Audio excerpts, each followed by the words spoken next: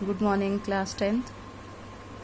I hope you all have gone through the 2 videos that I have uploaded because they are very important. These chapters, the topics that I am discussing, they are very important because if you see, they are very scoring. There is no numerical in this chapter. If there are 1 or 2, they are very easy, and you have to draw only the ray diagram in this part and you will score full marks. So because of that, practice the ray diagram in rough copy. Again and again I am saying, go through the videos, learn the concept, because if you know the concept, then very easily you can draw the ray diagram and you can score full marks in this topic. Because one full question of 10 marks will come from this topic, and you can very easily do that because 3 marks question you will get for drawing the ray diagram, or some concept will be asked. So because of that, these chapters are very important. So go through the videos. If you have not gone through till now, again go through. I request you all to go through the videos, learn the concept. If you have any doubt, ask me. So the questions that you will do from this part is question number 1. What is a prism? With the help of a diagram of principal section of a prism, indicate its refracting surfaces, refracting angle and base. So the first topic of this chapter, this question you will do in your copy. Now the second question, you can see 2 diagrams. So one is the refraction of light taking place through a prism, and second refraction of light taking place through a glass block. Now these kind of question what I am talking about will be asked in the board examination. So this year, if you check the paper of this year, for prism it is asked. It was not given this ray, and it was asked to complete the ray diagram and to give the names. So you will check 2020 paper, you will find this question. So that means this topic, the ray diagram of the glass block, becomes more important for your board examination. The possibility of asking this question will be more for this chapter. So because of that, I want to again tell you how to draw the ray diagram of the 2 and what are the rays. So you will get a prism, and in that case you will get, like if this year question you will see, it is like this. It is given A, B and C. A prism is given, incident ray is drawn, and you will be asked to complete the ray diagram. So complete the path of ray of light.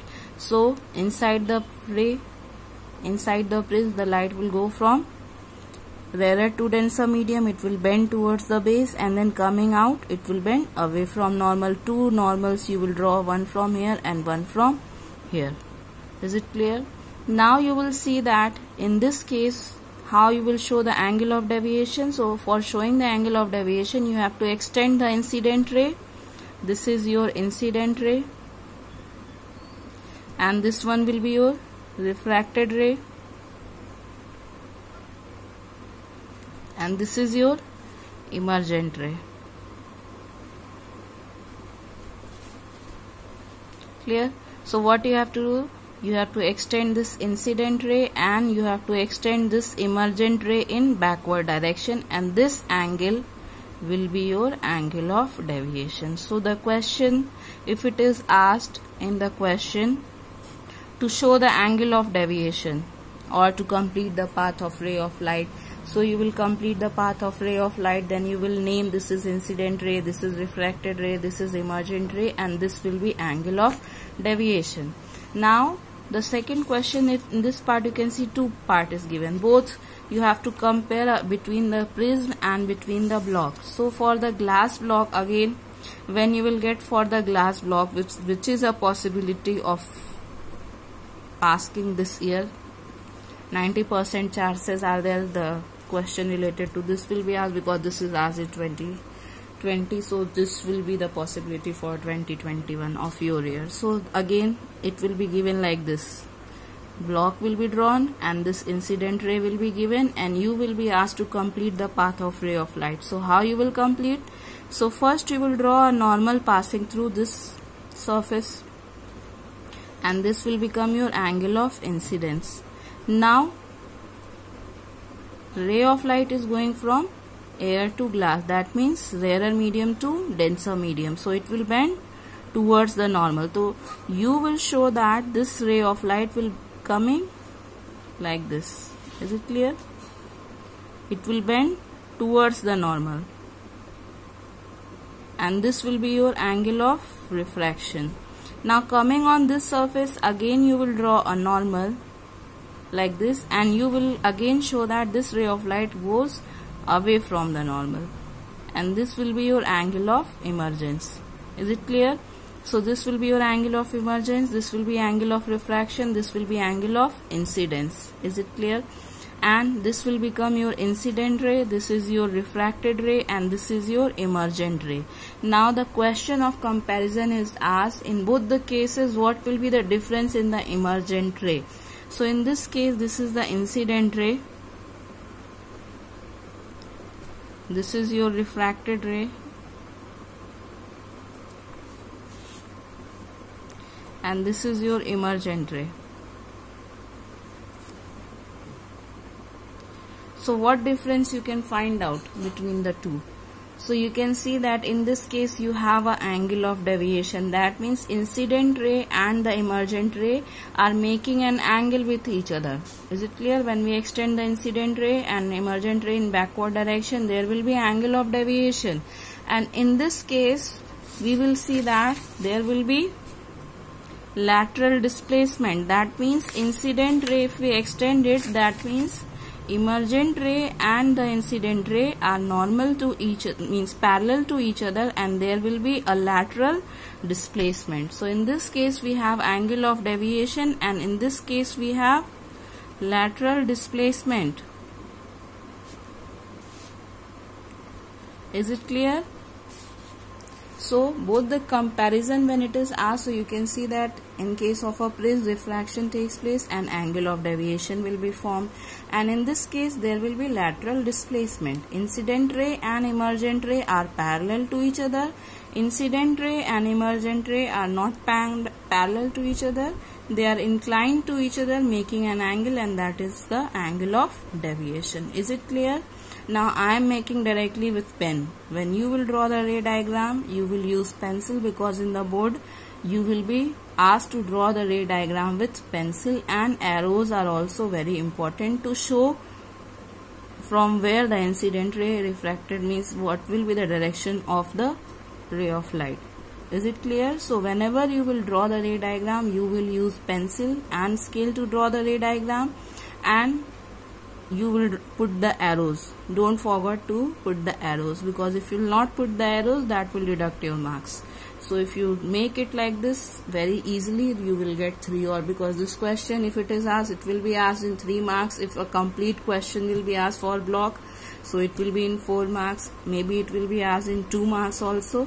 So one question definitely will be asked for this topic and this topic, and if you know how to draw the ray diagram, then very easily you can score the marks. Now the next question that you will do is question number 3. Define the term angle of deviation. So what is angle of deviation? It is the angle which the emergent ray makes with the direction of incident ray. So that definition you have to write. Then what do you understand by the deviation produced by a prism, and why it is caused? So again, deviation definition you have to write, and then you will write why it is caused. So why it is caused? Because in the prism, ray of light suffers refraction at 2 surfaces. First at the first surface, angle of deviation, then at the second surface there will be a deviation, and because of that there will be a deviation produced by a prism.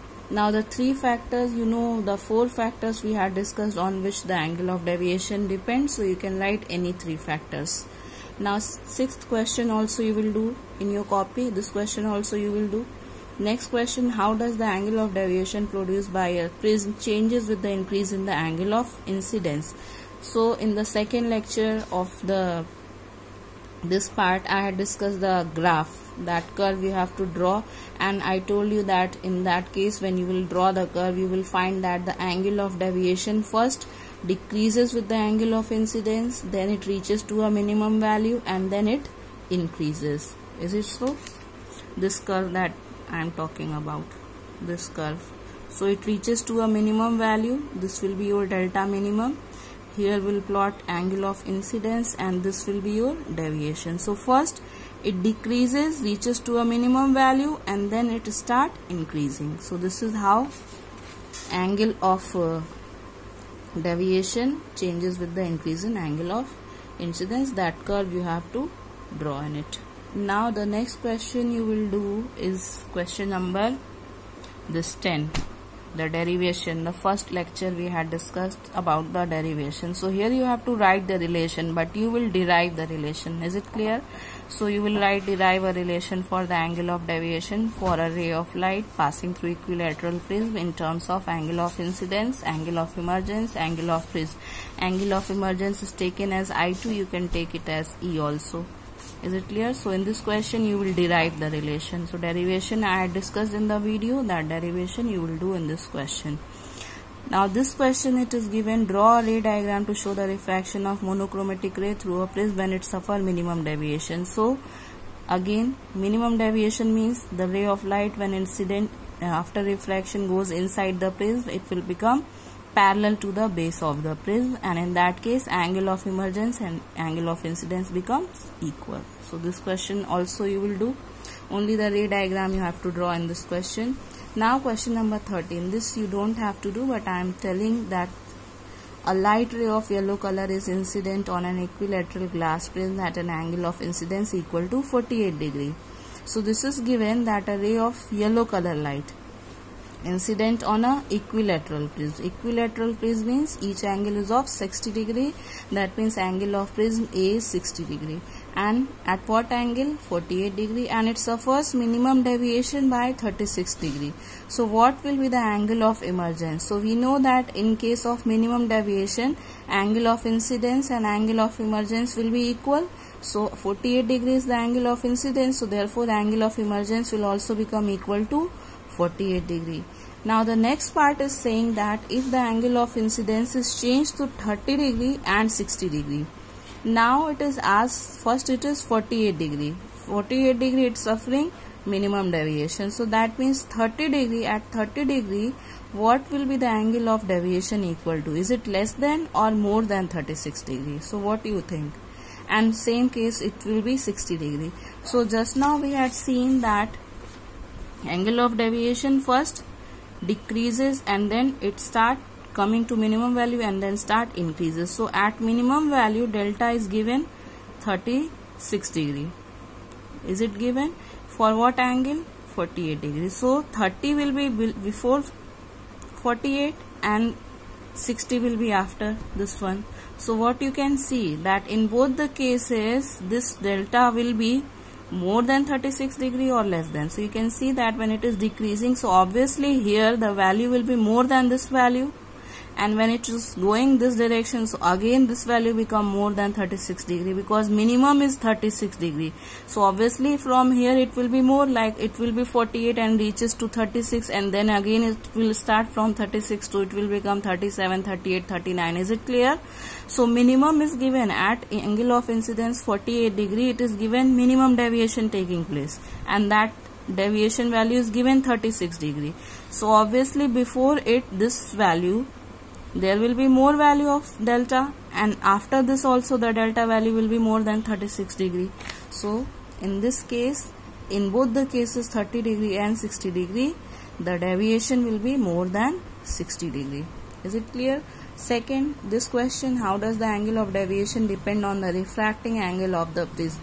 Most of the students get confused by this word refracting. It is same, angle of prism is also known as the refracting angle of the prism, and angle of deviation increases with the increase in refracting angle of the prism. Is it clear? Now the last question that you will do is this one. So in this question you have to complete the path of ray of light. So one is inverted prism and one is this prism. So in both the case this is the ray of light given and you have to complete the path of ray of light. So how you will complete the path of ray of light? So incident ray is drawn. So that means in this case two prisms are given. One is a inverted prism like this, and second is your this prism.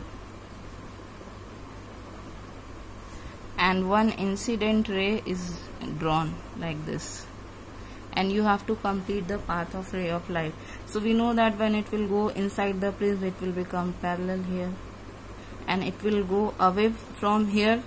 It is going away from inside the prism, outside it will bend away from normal. You draw a normal here and you draw a normal here. Is it clear? Then again, this will be your incident ray for this prism, this will be the incident ray for this prism, this will be the refracted ray, and this will become the emergent ray.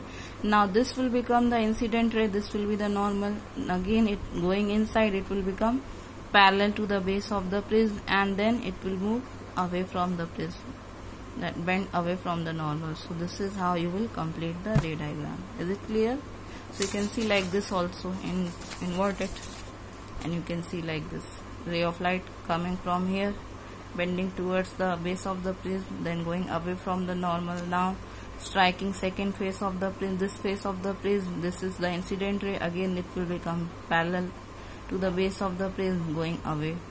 So this is the ray diagram for this. Now it is asked that the emergent ray, when the ray emerges out from this prism, the emergent ray out of the P will be equal, means what will be the path of the emergent ray. So if when it emerges out of the prism, so you can see in this diagram, this is your emergent ray, final emergent ray, this one, and this is your incident ray. So both you can see they are parallel to each other. So this is a hint that you can see to draw the diagram, that after emerging out of the second prism, the emergent ray becomes parallel to the incident ray. So complete the questions in your fair copy, and in the next part we have the simple application of refraction of light, real and apparent depth, and there is a relation between real depth, apparent depth, and refractive index. So that we'll discuss in the next class, and if you have any doubt related to question answer, then you can ask me. Thank you.